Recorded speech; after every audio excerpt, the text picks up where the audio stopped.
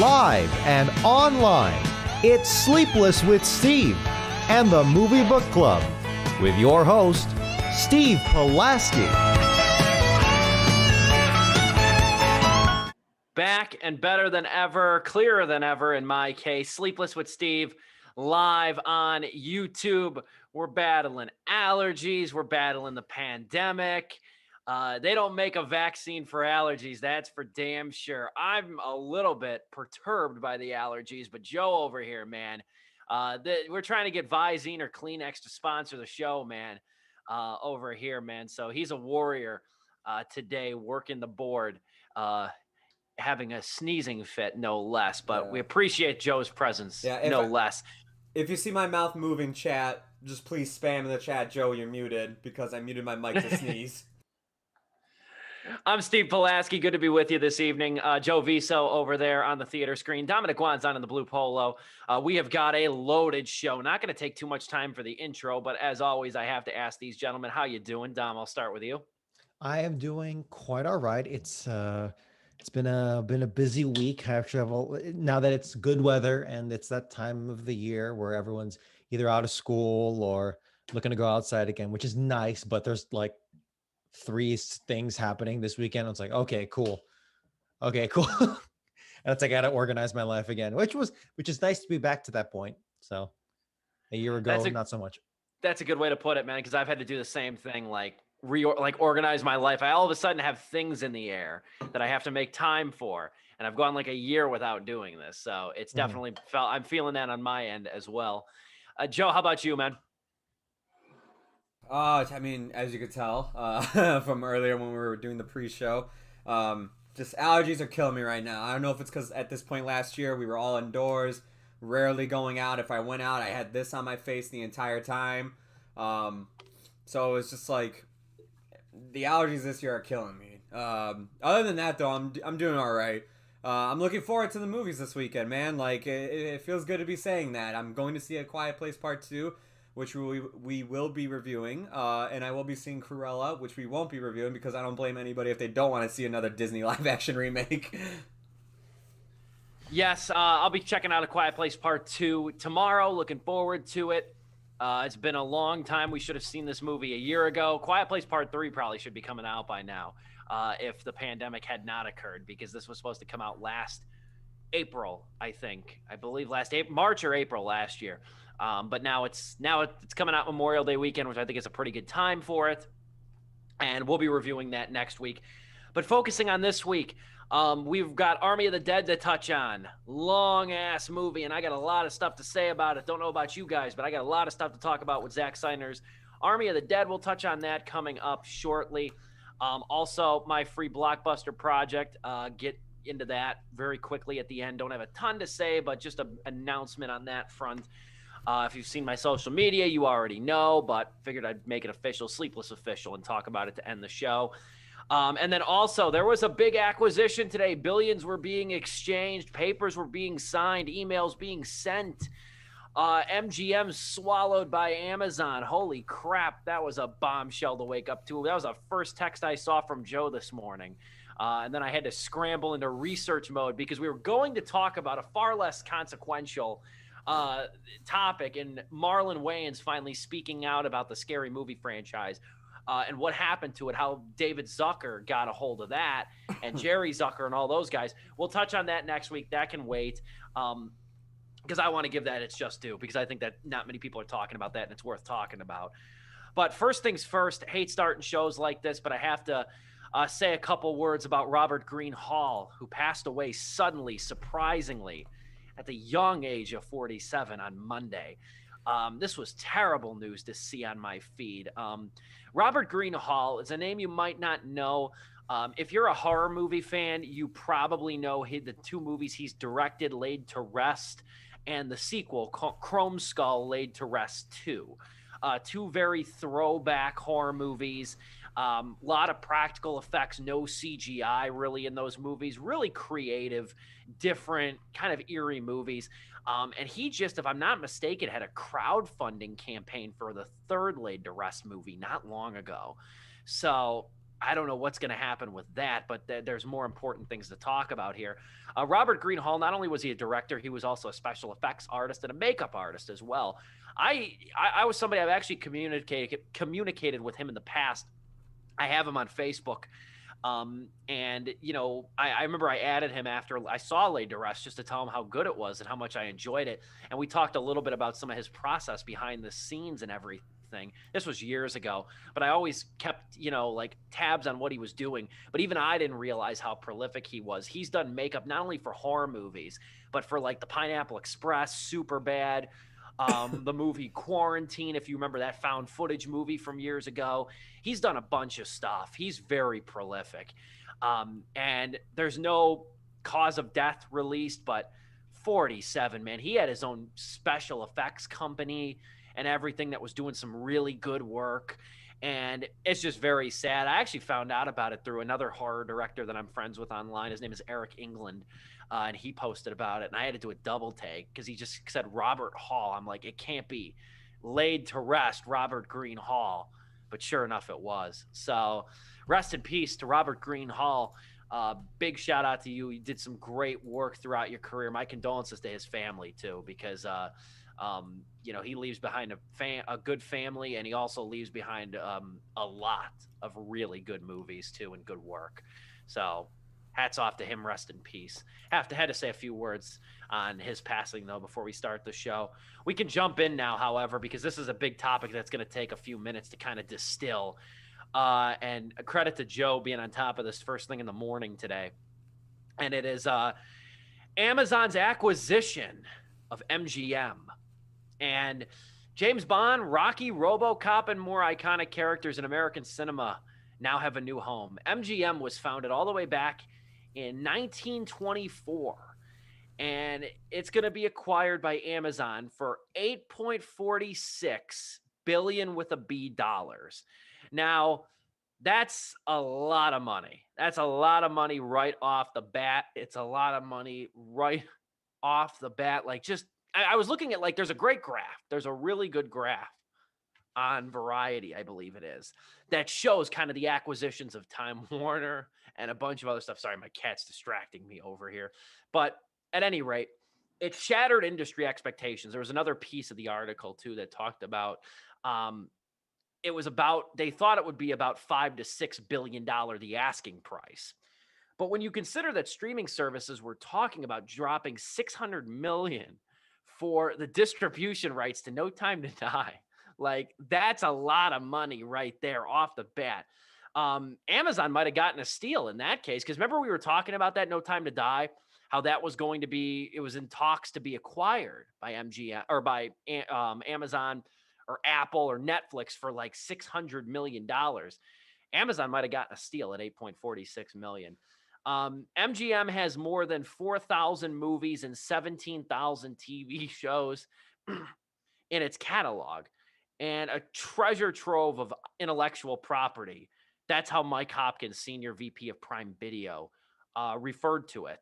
And, that's what we call movies nowadays, IP, content. That's kind of the dehumanizing words we use to describe, or at least the industry experts use to describe movies. And we never really heard that before the streaming service game. There's a lot of different directions we can take this.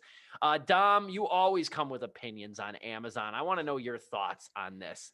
I won't go so hard, but I will say that, look, man, 8.45 billion, exceeding the expectations by an extra 2 billion.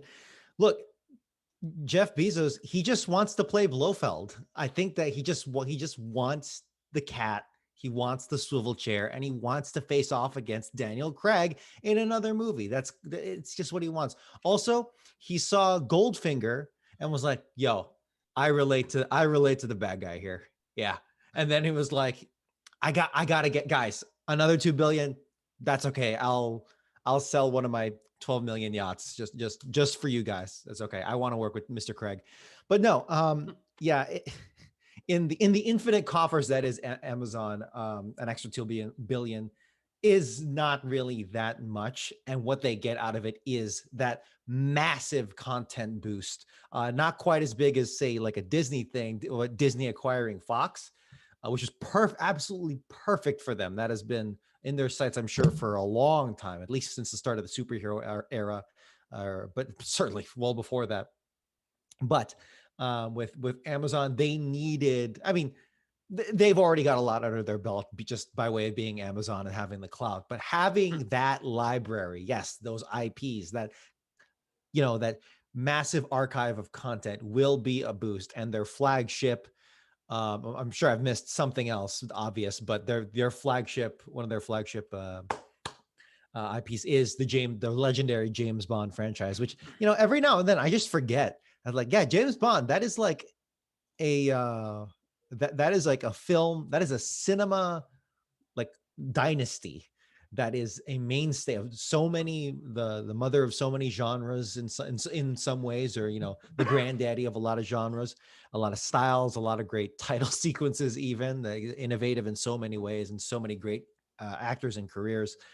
So to have James Bond under the Amazon belt really is something else. So accentuate, if you're looking at why MGM, I'm sure it'll come to light.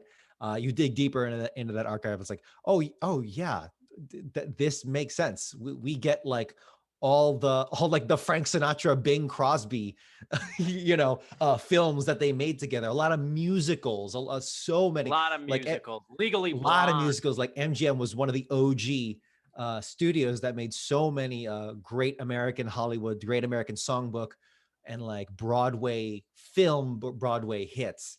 And again, more and more will come to light that you'll just same way when you think of like Viacom. Yeah, Viacom. Oh yeah, Nickelodeon. Oh, this and that, and so many other things. MTV. Now, if you could do me a favor and switch to that table there, just by way of, again, accentuating that this was a good deal for Amazon.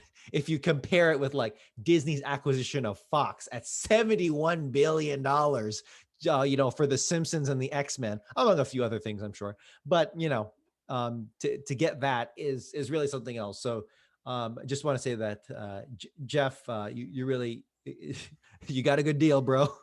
You certainly got a good deal out of this one. Yeah, I was gonna say, yeah. You look at the other acquisitions here. It's comparatively less than the 85.5 billion with a B dollars that AT&T struck with Time Warner, as you mentioned, or the 71 billion that Disney threw at Fox to swallow up their content as well. And like I said, it's all about that latest buzzword, which is content.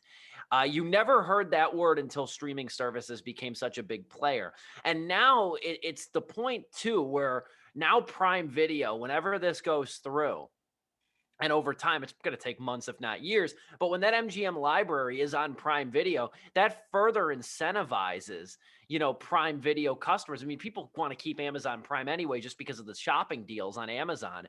But then you get the Prime Video side of things, and it makes Amazon a hugely attractive streaming hub too, along with HBO Max, who also is very much prioritizing classics and a lot of older stuff on their content library as well. Joe, you want to chime in? Any thoughts on Amazon's acquisition? I'll keep it light because you guys kind of just covered everything I was gonna even touch on. I'm just glad Disney did not acquire another studio. Because that was my concern, is that when we were reading the reports early on when we started Sleepless with Steve, when the pandemic first started, this was one of the studios that was in question, and we talked about is No Time to Die going to just be bought by Amazon or Netflix, or is the whole studio going to be bought? And I'm just glad it's okay, yeah, Amazon now owns MGM. They own all these properties. And as much as Amazon as a company, yeah, I use them all the time, but I still think as a company they kind of suck to their employees and everything and all that stuff. I will admit, entertainment wise, I do enjoy a lot of the things they put out there. I like The Boys, I like Invincible, love The Sound of Metal. I know that wasn't dumb, but they just acquired it and distributed. They at least put out some good stuff on their streaming platform. But you also get some disappointments, like Coming to America and Without Remorse, that new Tom Clancy movie with Michael B. Jordan. It's good to see that okay, now they're getting the RoboCop franchise, they're getting the Tomb Raider franchise. Maybe we'll finally get a good Tomb Raider movie. Maybe they'll reboot Stargate. Maybe we'll reboot the Pink Panther and it'll be good. But the big one is for me though is James Bond. Is that going to only be on their streaming services? Are all these movies only going to be available on their streaming services? Am I no longer going to see that gun barrel on a big screen? I'm going to be watching it on my computer screen, going across and then shooting James Bond, or James Bond shooting me. That is my only thing. Is like I don't know if they're going to be keeping like we'll still release the movies in theaters, but you can watch them at home, or if they're just going to be Prime exclusives. That is yet I think to be like kind of seen. But we'll see. But yeah, in terms of the deal they got, yeah, Dom hit it right on the head with the chart that we have here. Man, they got like the best deal out of everybody. For the properties, They did. For the properties you get, like that's a great deal. James Bond alone, I think, is just 8.5 billion. But now you get RoboCop and like all these Poltergeist, all these other things on top of it. That's just the cherry on top. Also, I can't accentuate enough. It's Amazon. Yeah. The infinite money pit that can probably buy out a few of the buyers on this table, Yeah, probably. So if they really wanted to. 100%. I mean, what I will say to Joe's point, though, the concern about James Bond is that it's going to be co-owned. I think Amazon, because Bond's almost like its own separate entity. I think Amazon gets 50% of Bond. But Eon Productions is another production company that's attached to Bond. And I guess there was another piece that I read earlier today that the owners of Eon Productions have a lot of creative control over the direction of that series, from casting choices to plot elements to a lot of different things too. Okay. So I don't think Amazon's going to handedly take that and run with it. They're going to have to answer, I think, to Eon Productions on that as well. No Blofeld Bezos, then? That's not going to happen? Dude, they've got to do a bit about that at some point. Someone's going to do that. Yeah, Bezos, they're not going to try, like, God love any screenwriter who's going to try to write, like, a Bezos clone as the next Bond villain. Good, God love you. What you want to say, Dom? Did you guys mention Legally Blonde? Yes, I did. Okay, thank you. Yes, I was about to say, like, Legally Blonde. Hell yeah. Yeah. Yep. I mean, and sure, we Americans, I just want to end with this, though. We Americans love the illusion of choice and options, but I do think that fewer movie studios means potential problems for moviegoers in America and cinema as a whole, too. And the pandemic doesn't help matters either.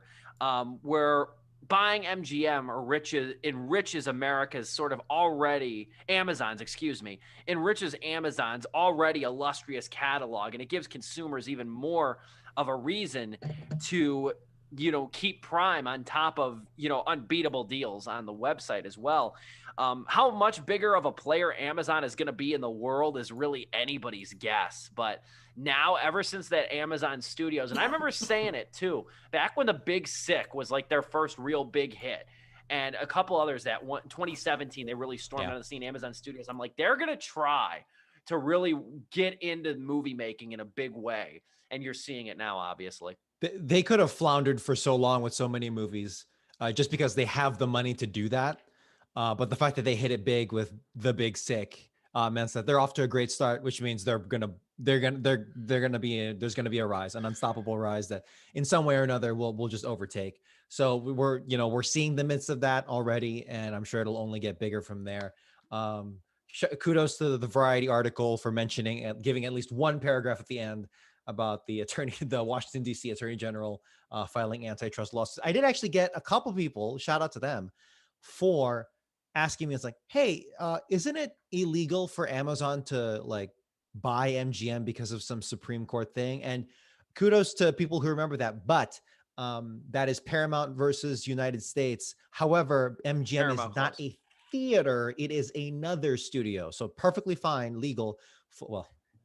Morally, you make that choice, but legally, Amazon can purchase another studio because they are themselves a studio. What they cannot do, at least until they buy out enough Congress people, but what they cannot do is buy a theater chain, because then that would be you're both a studio and a theater chain, and that's just too much power, at least decided in that Supreme Court case, which is good in my opinion. But it is the famous Paramount decree. Yeah. It is the famous court case in that respect. So good on you, Dom, for supplying that information. Good on Joe for supplying the graphs as well on screen. Battling those allergies over there, man. You are truly a warrior spirit over here today, Joe.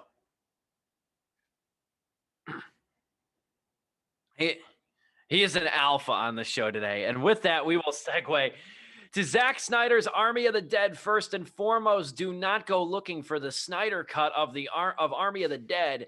This is purely, unequivocally Zack Snyder's vision on the screen. His fingerprints are all over this. He's even a co-writer along with a trio of writers. He's a producer, he's a writer, he's the director, and he's even the cinematographer. It's a lot of Snyder in this movie.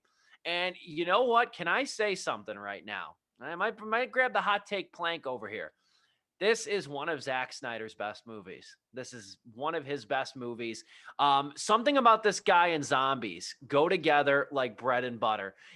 It shocked me, actually. First and foremost, I knew he did the Dawn of the Dead remake. Obviously, I didn't realize that was his first movie. That was the first thing he directed. That was all the way back in 2004, even before 300.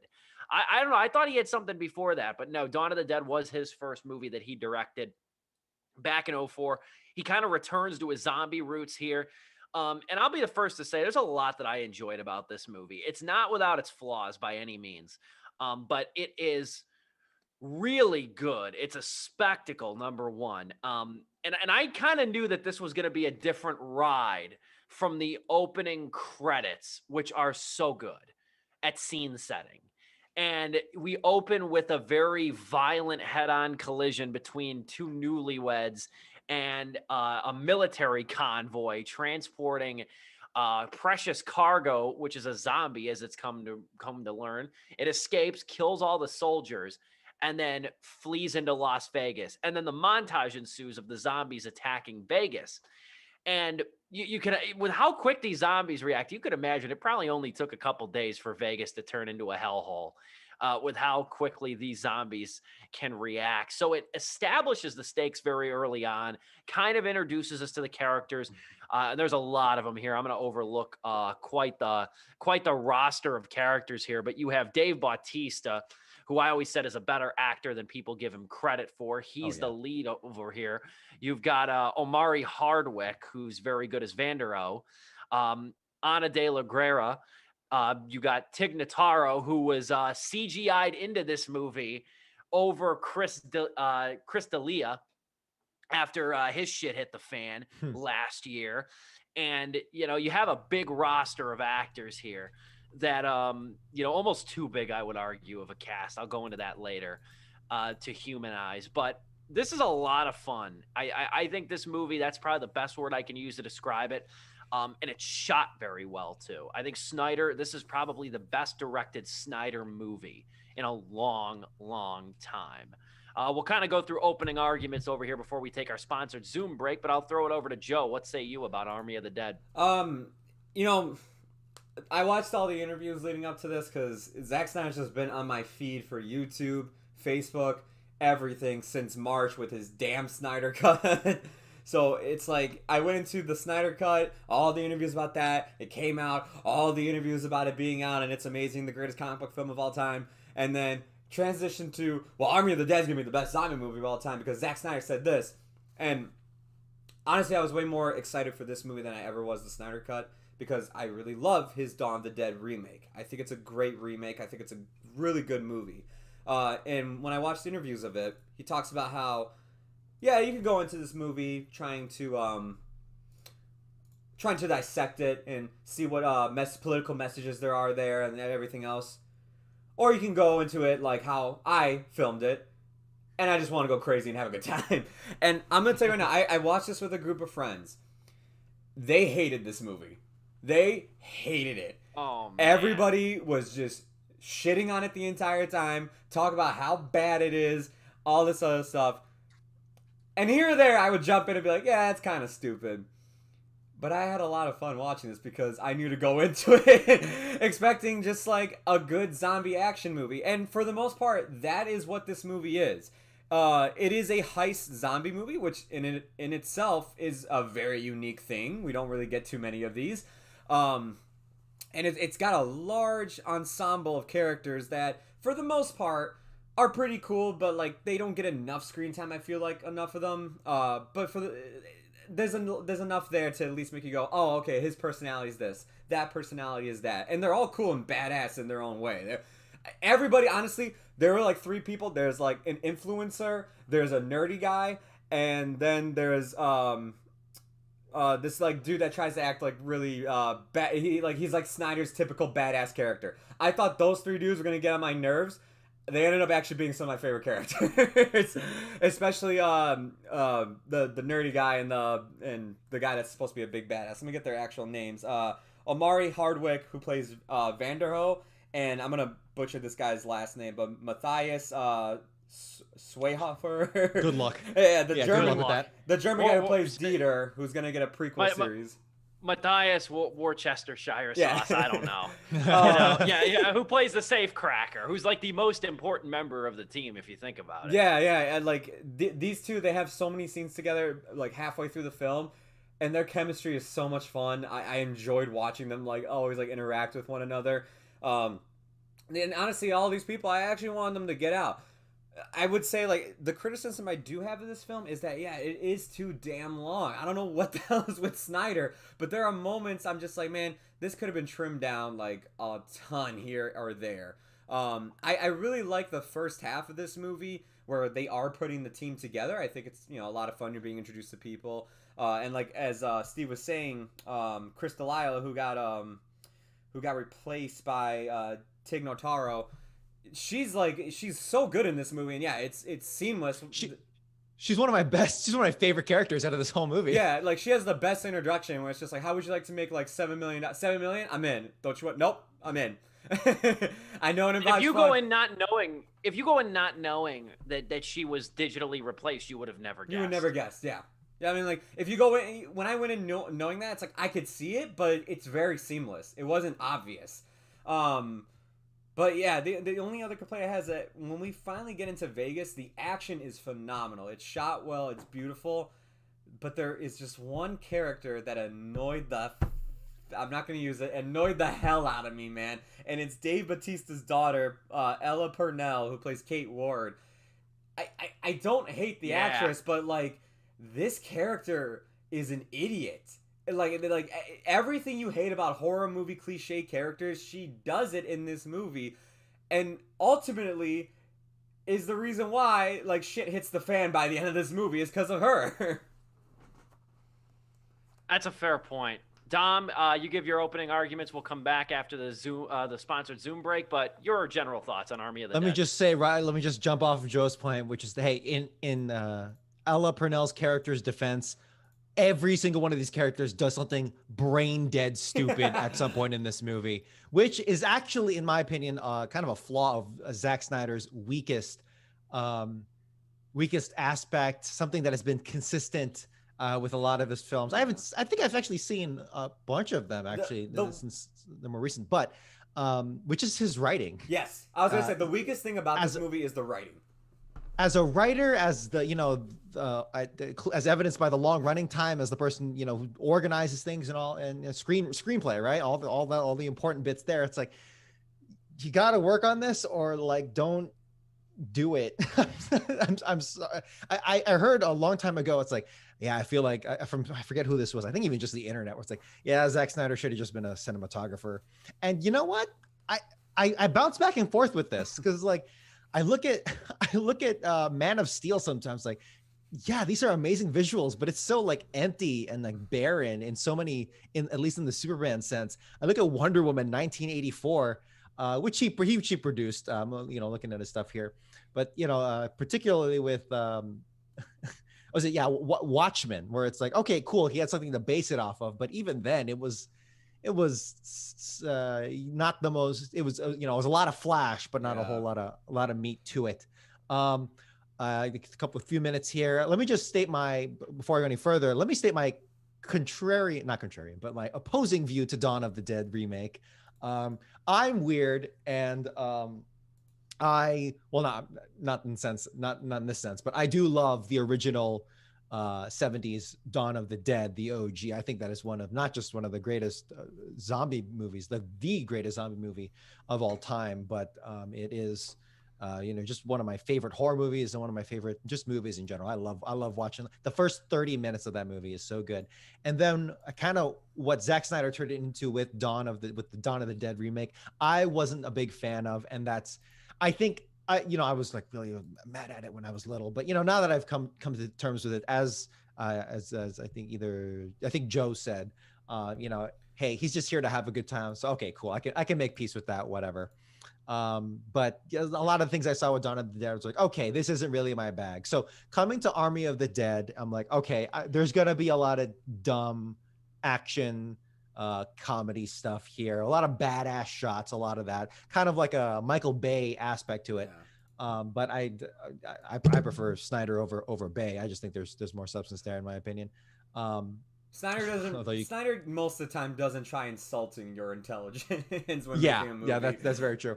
But anyway, all that aside, yes, there is a lot of cool set pieces. That opening montage, I was like, damn, is he going like full zombie land with this thing? That's what it felt like a little bit. It did, and I'm like, okay, with that self-referential song that Viva Las Vegas cover. Yeah. And in my opinion, I thought from there it started off really high and it kind of went on a downward slope, which we'll get into.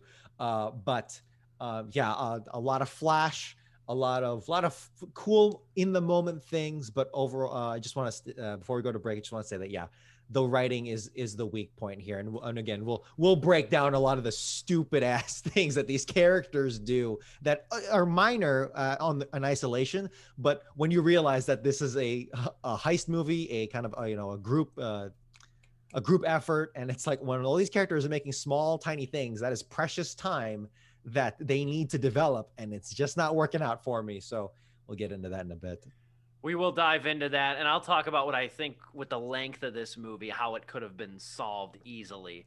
I think there's one simple solution to that. We'll touch on that in a moment, but we'll come back. It is Sleepless with Steve. We got to take our break, mini intermission sponsored by Zoom. We'll be back in just a couple of minutes right here. Steve Pulaski, Joe Viso, Dominic Guanzon. It is Sleepless with Steve.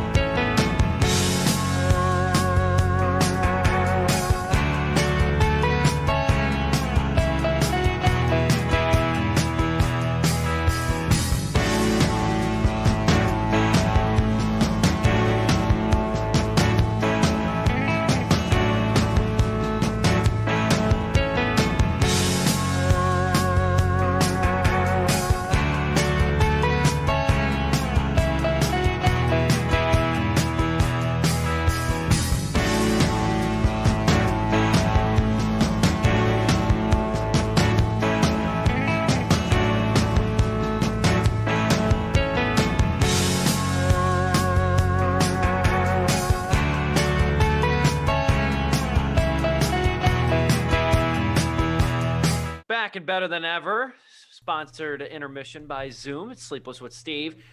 We are talking Zack Snyder's Army of the Dead, his new movie, now streaming over on Netflix.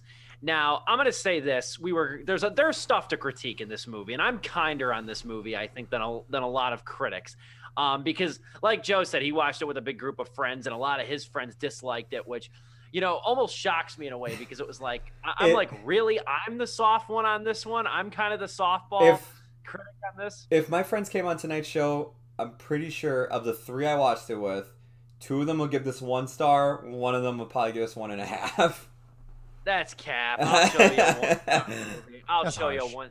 I would sooner give 300 1 star than give this movie 2 stars. Okay, and I'll leave it at that. But anyway, Army of the Dead, though, I'll say this. The biggest complaint I have is obviously the length. It's far too long. And part of this, I think, is because there's too many characters and there's too little humanization. I know you like the influencer, Joe, and I know you like a couple of the sharpshooters and stuff. I think if you were to omit those characters and maybe some of the lollygagging in the first 50 minutes, because it takes 50 minutes before they even get to the city. And I kind of like that buildup, but at the same time, there's a little bit too much lollygagging, especially in the early part with that zombie tiger at the very beginning, as cool as that looks when they first land in Sin City. Man, That zombie tiger though has the best kill in the movie. Oh, he does. Yeah. When he finally gets his time to shine, Yeah. he has the best. When he's not up there kill posing for like 20 minutes straight, like yeah. I think if you cut this movie about three characters deep, you'd have a movie that was just Absolutely. under 2 hours, which is an Let me- acceptable runtime. Let me reinforce that point. In my opinion, I don't think I don't think the influencer did much other than like a couple scenes of him like doing selfies, and then after that he just became another gun. I don't know. Did you guys notice that? I Like, agree. No, did he do any influencer things or like? Yeah, these are all like stereotypes. I'm glad to a he degree. didn't. I'm glad he didn't. But I know what you mean. Let me clarify too. When I said like, you know, like I liked him, it's just because like when the movie started and I saw that they were getting him for the team, I'm like, oh my god, man, let me like this is gonna be Snyder's like comedic relief in some sort of way where like he'll kill a zombie, take a selfie, kill another zombie, take a selfie. It's like no, he wasn't like that during the mission. It's like I thought he was gonna be an annoying character. He wasn't. But I do agree, he just became another gun. But at least did his job good. Like, you know, it's just like we had to shoot a zombie, he shot a zombie, no questions asked. Yeah, sure. And from like a logical point of view, that's good. But like, Yeah. that's a wasted potential. Where it's like, if he was the comedic relief, then there's probably competing things there. Absolutely. Maybe you remove the. I don't know. But it's like I saw potential there, and like there's a way to subvert that too. But he just wound up being nothing, and like he just wound up being another gun, just to service whatever. And then his friend, the woman who was the first death. Sorry, spoilers. But like, she like that was cool. But like, also didn't killed a bunch of stuff. But like, just wound up doing really stupid ass things. Like, I'm sorry. Like, this is as far as I'll go in terms of spoilers. But like when she goes out swinging in her big hurrah, she gets betrayed at some point by someone, and it's like you know, her friend. He's like, oh no, who's Chambers apparently is the name of the person. It's like Chambers, and she's like, go. I'm like, wait, you can talk? No, say that you got betrayed by this person. Hey, that guy's gonna betray you all in the end. Like, yeah. Yeah, exactly. Like that is the first of many stupid ass things here in the writing. And I know we're talking about the cast here, but yeah, it's like if you're gonna have cannon fodder, I don't know. It just feels like a waste. And a very diverse cast points for you. But then at the same time, it's like you're just killing off some of the brown people first. I don't know. There's a way you could take that. There's also like there were times too. I mean, I was calling this out even before my friends said anything. But like, there's a reason why they're going into Vegas, which is to steal the money for the vault. But then there's a reveal as to why they're actually going in there, like what the real purpose is. And it's like, well, why didn't you just do that from the start if this is worth like 20 times more than the money in this vault? Like, why not just do that? Like, I mean, I understand you want to get, but like, it was just like, look, you didn't need to assemble this big ass team then if it was just to get this in the end, because now it's just like you created a whole mess, and now to get out of Vegas, it's a whole ass mess to get out of here, and this. It's a stupid plan too, because your extraction. We forgot to mention too, like there is a nuke that is going to be dropped into Vegas like the next day, and it gets moved up like halfway through the movie, so they have to speed through. Did anybody catch too? And I don't remember it completely, but did anybody catch though, like when they were going to drop the nuke on July 4th? And it was like, I don't know if it was a quote or something that was on the TV screen, but it was like, President said it would be the coolest firework display ever. I'm like, who's that a reference to? I was laughing my ass off at that. That was funny. There's some really cool moments with the world around the whole zombies existing. Like, I love that, like, there's like a little comment in the background with the newscast where it's just like, after the whole announcement of the nuke happening, it's like the Elvis Presley Impersonator Society is mad as hell because they're going to nuke Vegas. It's like, that is some really, like, that writing is really fun. That's like some really nice world building and clever. It's just like, but when it comes time to write characters and have a plot that makes sense for the most part, that's where Snyder falls apart. Yeah, I'm not even like complaining about any of the comedy, which I thought I would, but I didn't. Yeah, my complaints about the writing is just basic structure or just pacing or basic character usefulness and their function. A lot of fat to be trimmed, and it's just been looking at Snyder's filmography of things that he's directed, righted. It's like it's a consistent thing with so much of his work. Did you ever Like finish that 300, where it's like, okay, sure. Honestly, hey, I'm gonna hot take. I think Sucker Punch is the perfect Zack Snyder movie. Haven't seen it. Sucker Punch is the perfect Zack Snyder movie. Is it good? No. Okay. But it's like the most video game movie you could think of, where it's like, here are literal 4 stages, each with different worlds. And it's just like, it's the mind of a mentally ill or like heavily traumatized woman. So she imagines she's this badass. So it's just an excuse for 4 female characters to just shoot everything, karate flips with whatever, like dragons, like I think like there's like the World War I German army, Nazi zombies, who are zombies, and it's like, okay, cool. Hey, you know what? This is absolutely ridiculous.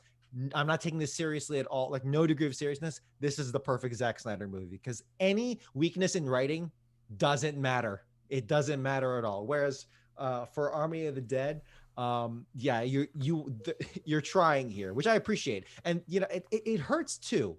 Moving on to this, I think it hurts, not painfully hurts, but like, it's a little unfortunate that that this is Zack Snyder's first big outing coming out of his whole Justice League debacle. And you know, with the, you know, it sucks that his vision and his creative license was really stymied by the studio and the formula, and whatever stupid ass decisions came from above. Yeah. And yeah, it's good that the Snyder Cut eventually came out. Did it help in any way? A little bit, but it was still not a great movie.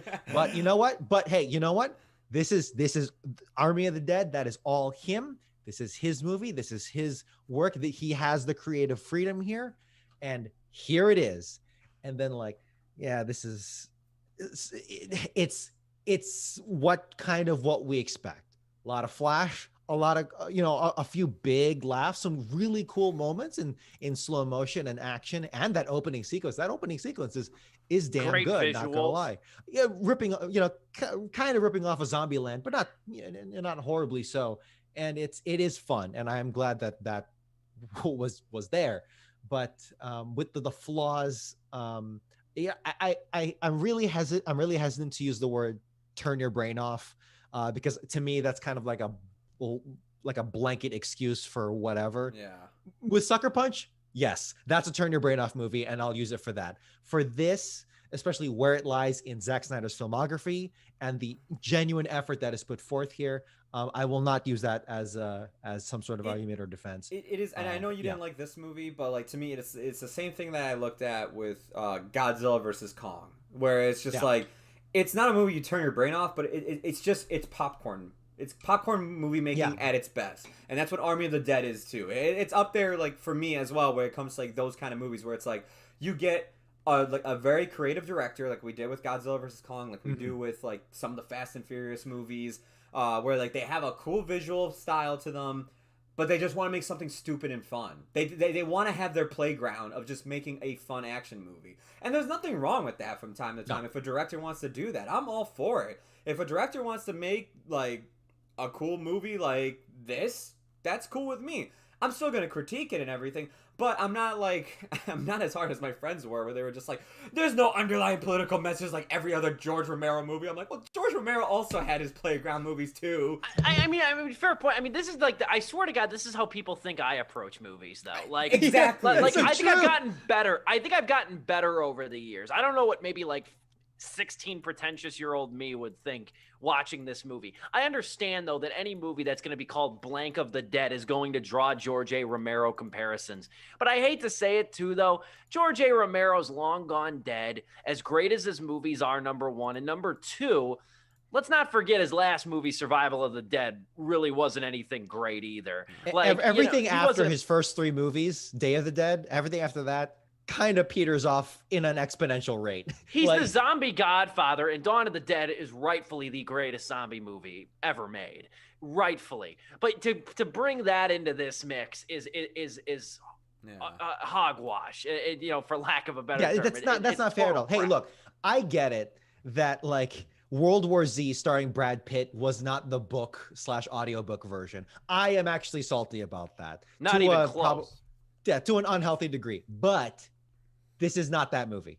So No. Joe, I'm looking at am I pointing? Yeah. Joe, I'm pointing to you. Go tell your friends to chill. All right.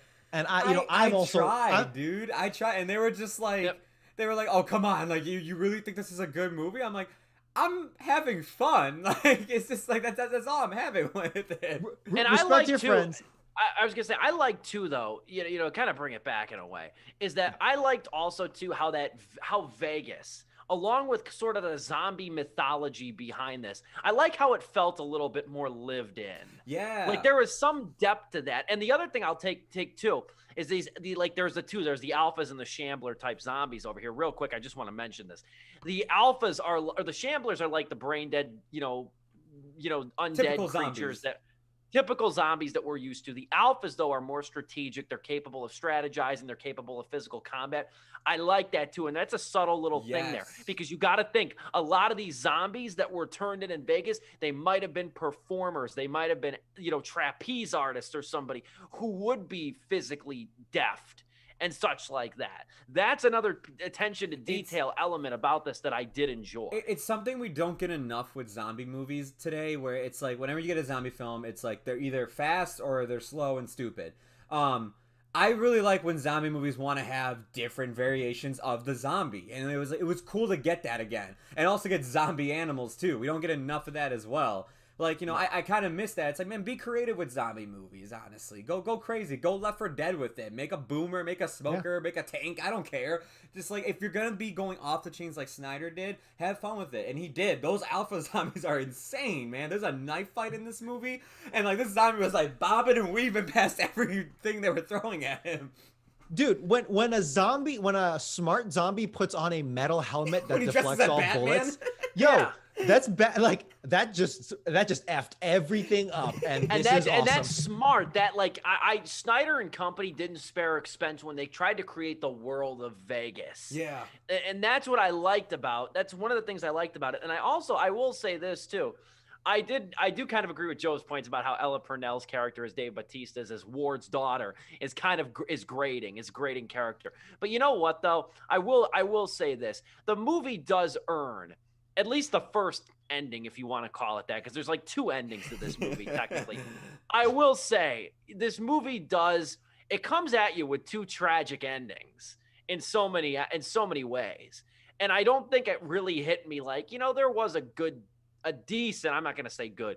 There was a decent PTSD angle to this with Ward's character and a sort of brokenness between their bond that I think hit me towards the end when I'm like, you understand a little bit of the gravity. Like it felt like there was some weight behind it, which in a Zack Snyder movie, guiltily, I was not. There was an irony to it. There was a poetic mirroring to it. Which, hey, kudos there. Specifically between the relationship between Bautista's character and his daughter.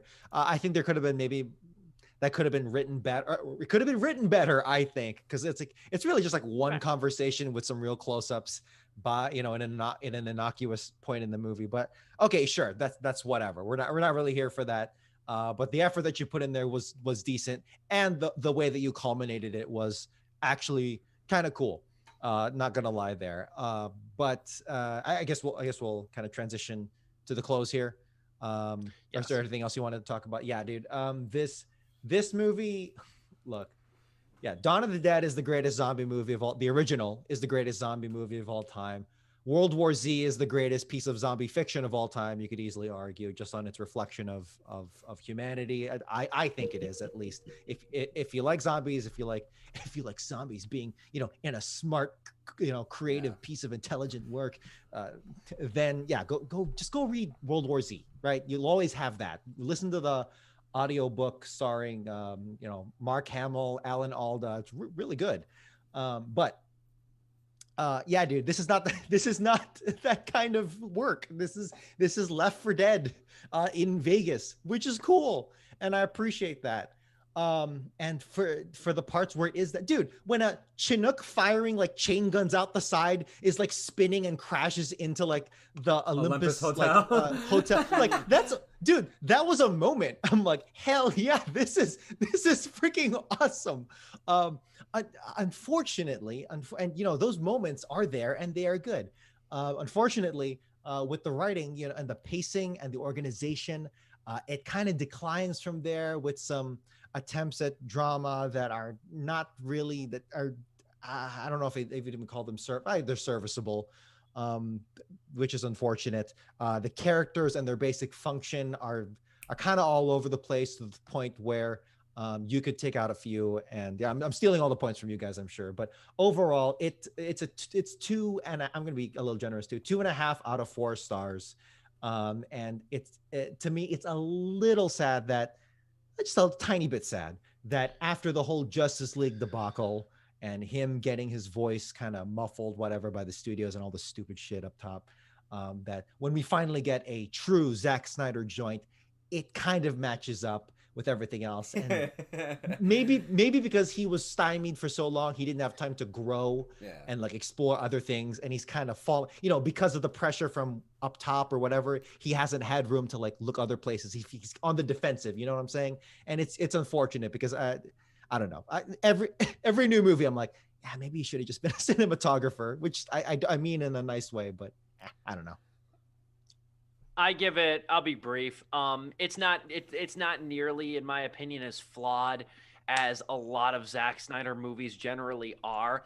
And I also think this is kind of a nerdy thing I just noticed, but like I've always felt that Snyder's been very good throughout his career at shooting exteriors, but he's kind of struggled with interiors, where his interiors can kind of be a little claustrophobic, dimly lit, or just not very attractive. I didn't feel that here. And I really noticed it during like the casino floor scenes, the underground vaults. There's a lot of different settings in this movie, and I think they're shot pretty well. The only time too, the other time was the stealth like action sequence where they're sneaking past zombies. That was shot really well, actually, for being like a very tight space.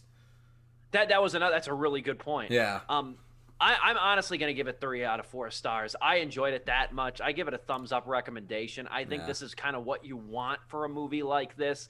And it's, again, it's not perfect, but you know what too? And I did not expect this when the credits rolled. I am looking forward to Army of Thieves, which is that prequel that's coming out this year. That Zack Snyder didn't direct. He produced, and he's got a story credit on, I believe. But I didn't know that. I informed you guys. I don't think you guys even knew it either. Until I kind of found it when we were going to review this movie. Army of Thieves is going to come on Netflix this year, and I'm all for it, man. I think there's an Army of the Dead anime series in the works. And I'm excited for that too. Yo, let me just say, in my opinion, zombie work, unless it's a video game, sure, whatever. But in terms of like other like movies and TV or whatever, in my opinion, the opening like 3 months of the zombie crisis is always the most interesting to me, because after that it like falls into the same patterns that have all been explored at this point. Sure. I want to see Vegas dissolve. I will give Snyder like that, at least like when we did get to the point where it's like past like, you know, the initial breakout period. He found a cool angle. Let me make a heist movie involving zombies. It's like, oh, cool. With a nuke. Yeah, with a nuke coming in. Yeah, I don't have to deal with the, like, you know, asshole survivors that eventually, like, you know, or it's like a survivor versus survivor. I mean, like, there is a little bit of that here, but, like, it's all heist, like, cliches, I should say. Not even cliches, but, like, heist formula, I should say. I'll be brief as well. I do like this movie. I liked it... As the movie went along, though, I was liking it less and less, and it didn't help, too. I had people yapping in my ear about how much they are hating it every, like, 2 minutes, like I'm watching Cinema Sins. I don't care if they're watching the replay of this or watching it live. Screw you guys. Shut the hell up next time. But, like, overall, it is a fun movie. I think Snyder did a good job here. It does have a lot of these Snyder-isms. There's covers of songs that are the emo girl singing to slow motions. There's great action sequences that are like have pulse pounding guitar like going off in the background. Everything you know about Snyder, it is here and it is on full display. And I'm glad he got to have his playground and everything. But, you know, I hope like with the next films he can make, like, you know, I would love to see like what he did with that one owl movie, Legends of Ga'Hoole. I think that's honestly his best movie in my opinion. I would like to watch that. Have you ever seen it? I've not. I'd like to watch that one though. Snyder, I think, is a great animator director. I think he should do some of that more, and I'm hoping he's going to direct some of those episodes of that anime series. I think he's perfect when it comes to animation. Overall, though, the movie to me, it's fun and everything. It does have its flaws in its writing, and man, that last ending, because like Snyderisms, he has multiple endings. That last ending pissed me off so much. It's such BS. Like, the rules they established is when you get bit, you instantly turn like a minute or two later. And then, I'm not going to spoil it, but like what they reveal at the end, it's like, oh, come on. Like, are you serious? Like, that was kind of crap. I won't lie. It like negates like sacrifices, and it negates like and like emotionally too. It's like, this is not the exciting thing you wanted it to be. The timeline of it doesn't match up, and then if you go back and watch the scene where like that's supposed to happen, it doesn't like actually show it. It's just like, of course, it's one of those Hollywood left open ended sequel endings, because Netflix is talking about doing an Army of the Dead 2, which, hey, I'm all for. I would love to see an Army of the Dead 2. But I honestly think this is like the perfect home for it. Netflix, I think, is perfect for this. I will also give it 2.5 out of 4 stars. I'm the kindest one on a Snyder movie. Holy crap. Good review, though, guys. Really good way to wrap it up. And, well, I'll wrap it up officially here just by saying this. I'm not going to go long on this. I might take 5 minutes max. But about a month and a half ago, I'm not sure. Joe, I don't know if you were present during because I know I was talking to you guys about it anyway, but I don't know if you were present when I talked about it on the show about my Freeblockbuster project. Yeah, that's what I thought. But you're here now, and this is the big thing. So long story short, I've created this little project. You can check it out, freeblockbuster.org. That is, I didn't create the website, but I did partake in this mission to sort of preserve the movie rental experience and physical media as a whole. And long story short, with my stimmy over Easter weekend, I acquired a newspaper box, some spray paint, some actual paint, and a bunch of decorations, and made this box, which, Joe, if you could flash some of the gallery up on the screen, you will see it. I basically took this old USA Today box and I made it into a free Blockbuster kiosk, sort of like a free little library. Take a movie, leave a movie. That's the conceit of it. And I'm happy to report so far, I placed it on Monday, May 24th. So it was the first day out here, got some good press at the radio station I work at. They were kind enough to do a story on it on all the different websites. So that got a lot of traction day one. I put 25 DVDs in the box to start. I came back Monday evening. There were 12 left. So it was promising all the more. I've gotten some donations already from coworkers. Killing Them Softly DVDs in here. That's a long story. We got those at the station years and years ago. My news director gave them to me. He's like, yeah, we had these in storage to give away and we never did. If you want to put these in here. I was like, okay, thanks. Give me Brad Pitt's most forgettable movie. But anyway, that's pretty funny. There's one left now, actually, in the box. When I went there this evening, there's one Killing Them Softly DVD left. Well, maybe it won't be his less known movie now, thanks to you. Yeah, seriously. But I've been stopping by every evening after work to either drop stuff off or just kind of take a look at the state of things. Free Blockbuster LaSalle's a go. I'm very proud of it. I'm hoping, it's really going to be one of those things too, where it's like, I got to pick through my collection a little bit more because there's a lot of stuff I want to get rid of in general. And there's a lot of stuff I have duplicates of or stuff I have on Blu-ray that I also have on DVD. You know what I mean? So there's going to be a lot of stuff that I'm going to put in there. But at a certain point, it's like, I kind of just want to see what happens with it. I've heard a lot of people ask me, they're like, well, what if it's empty or something like that? Or, what if somebody takes all the movies? And people are dicks, you kind of have to expect stuff like that in some degree. But I'm like, it's one of those things where it's going to be great if the community keeps it up. I could only do so much. Like, it's a newspaper box. I spent some of my stimulus check on it. I put it out there. And I'm like, have at it. Do with it what you want. I'm grateful to have the support of the library out here in the city of LaSalle. I'm grateful to have the mayor's support. It's actually in front of the mayor's sponsored community center. I've gotten to really be close to the mayor of LaSalle over the last couple months. Big shout out to Jeff Grove. Great dude. You run through a brick wall through him. He's so passionate. And he's, the guy you want repping your town. And I'm really happy. He was gung-ho about this from our first phone call. So I'm happy with how it looks and how it's turned out. I hope the community keeps it going and stuff. So we shall see. I got a crate. I actually got a milk crate in my car now. That's where I put DVD donations to like take them back and forth and stuff. So it's been a fun venture. When I finally launch my website next month, my official website, which I don't even think I've talked about on the show yet, but stevepulaski.com is in the works. There will be a whole page on the website dedicated to the free Blockbuster LaSalle, along with a lot of different gallery images of it and so forth. But if you go to freeblockbuster.org right now, you can actually see on the map now, the big grid of the map, you'll see that LaSalle's got its own map dot now for the free Blockbuster LaSalle. So, yeah, it took less than 2 months. It's already up. So if you're in the area, check it out. And I would go to freeblockbuster.org. There's a good chance you're not in North Central Illinois, for better or for worse. I would go to freeblockbuster.org and see where there's a box near you. There's a ton in Michigan. There's like 6 in Michigan. There's a handful in Kentucky. New York just got its first this week, which is amazing to me. It took New York this long to get one. California's got one, Tarzana, a bunch of other places. So check it out. I think it's something cool, and I recommend any feedback, too. I've already got over 100 followers. If you want to sauce a like and follow it, too, that's what I should say. Instagram.com/freeblockbusterlasalle, @freeblockbusterlasalle. You can follow the Instagram over there. I've been updating it every couple days, just kind of giving updates on the box and stuff like that.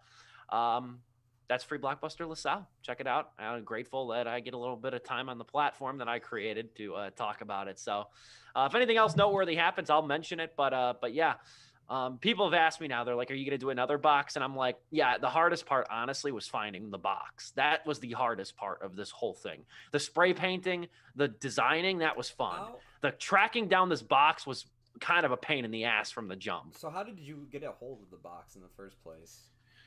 God, like, you know, not to go long-winded because we'll wrap up the show here, but like, so forth. A buddy of mine was out in Tarzana and he posted the photo of the free Blockbuster Tarzana. And he said, this is cool. Check out their website and whatever. So I did. So I'm like, okay, I got to find an abandoned newspaper box. Well, the hard part is you got to find one that doesn't lock. You got to find one that doesn't lock. You got to find one that's almost been retrofitted. Yeah. And like, you can order them online, but I found online that like they're absurdly expensive, like $300, $200, number one. And then they're an arm and a leg to ship. Yeah. When you first told me about this, I wanted to do my own, and then I saw the prices. I'm like, yee. Well, that's exactly right. That's what I almost said. I'm like, I'd like to spend ideally $150 at most on this box. And lucky enough, 2 towns over from my hometown, somebody just happened to have this USA Today box and was like, it doesn't lock. Come pick it up. This is the price. And it was pretty close to what I thought it would be worth. But yeah, so that's, people have asked me, are you going to do another one? And I've thought about it and I'm not opposed to doing another one. The hardest part is just trying to find a box. I'd like to find one of those like plastic kiosk things as opposed to a newspaper box, like a plastic, like one of those coupon things or those free automotive magazines, stuff like that. I think like I've actually thought about going to train stations to try to see if I can find an abandoned one. Because I think that, and they'd be a hell of a lot easier to transport. That box right there, that free Blockbuster LaSalle, that thing's got to be 60, 70 pounds. It is not light. Shit. It is all metal, baby. But at free Blockbuster LaSalle, follow it on Instagram. That's going to do it for our show tonight. Lots of stuff today. Again, rest in peace, the late Robert Green Hall, who passed away sadly on Monday. Rest in peace to him. Condolences to his family. But we will be back. And better than ever. Next week, we're reviewing A Quiet Place Part 2, which is the first movie we're going to be reviewing that we saw in the theaters since the coronavirus pandemic and since the Sleepless with Steve revival. So we're going to be catching that this weekend and stuff, and we'll be here on Wednesday to talk about it. Hopefully Joe's allergies subside in the meantime. The poor dude over here. You know, Visine, sponsor us. You got a test subject over here, man. You know, get him one of those like chemical eye wash stations that just buys popcorn over here. The guy will be seeing the future pretty soon. That's gonna do it for us, though. I'm Steve Pulaski, Joe Viso in the black, Dominic Guanzon in the blue polo. We'll be back next Wednesday, I should say. Highlights will be posted on my YouTube channel right here. Until then, as always, it has been Sleepless with Steve.